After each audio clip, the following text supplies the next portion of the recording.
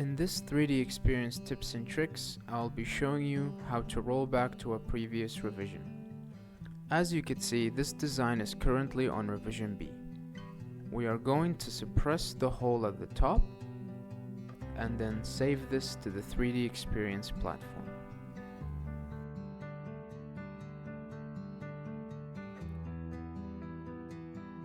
Now that this is loaded up to the platform, I can simply choose Replace by Revision and see all the revisions for this design. There are two, Revision B and Revision A. If I wanted to go back to A, I can simply click on it and then click the OK button. Now as you can see, there is a red X indicating that I am not working with the latest revision to prevent any errors.